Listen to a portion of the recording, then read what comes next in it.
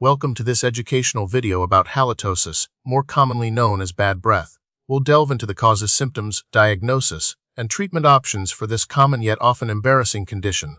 Understanding halitosis is the first step towards conquering it. So, what causes bad breath? Halitosis is rarely a standalone ailment. It stems from a variety of sources. The most common culprit is poor oral hygiene, allowing bacteria to flourish in the mouth.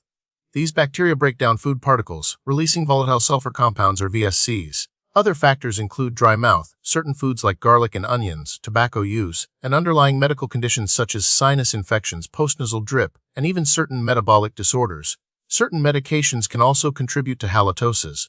In rare cases, it could be caused by a foreign body in the nasal cavity, mostly in children. Let's explore the pathophysiology of halitosis. The oral cavity is a perfect breeding ground for anaerobic bacteria, particularly on the tongue, between teeth, and in periodontal pockets. These bacteria thrive in the presence of food debris and dead cells. As they metabolize these substances, they produce VSCs like hydrogen sulfide, methyl mercaptan, and dimethyl sulfide. These compounds are primarily responsible for the unpleasant odor associated with halitosis. Dry mouth reduces saliva production, which normally helps cleanse the mouth and neutralize acids. Conditions like Sjogren's syndrome, side effects of medications, or simply breathing through the mouth can exacerbate dry mouth, contributing to bacterial overgrowth and halitosis. Halitosis affects a significant portion of the population. Studies suggest that up to 50% of adults experience halitosis at some point in their lives. While prevalence varies depending on age, oral hygiene habits, and underlying health conditions, it remains a widespread concern. Although statistics can vary, age is more of a factor, not regarding older people, but more younger people who tend to have less developed oral hygiene habits. However, it's important to note that many people may not be aware they have bad breath, making accurate epidemiological data challenging to collect. The primary sign of halitosis is, of course, unpleasant breath odor. This odor can be intermittent or persistent, and its intensity can vary. Other symptoms may include a bad taste in the mouth, a coating on the tongue, especially at the back, and dry mouth. People with halitosis might also experience anxiety or social discomfort due to their concern about their breath.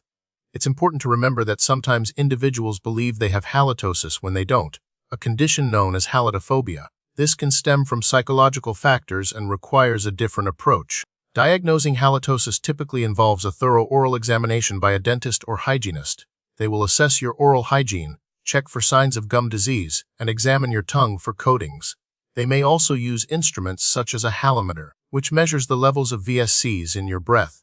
Additionally, a subjective assessment by the dentist or another trained observer can help determine the severity of the odor.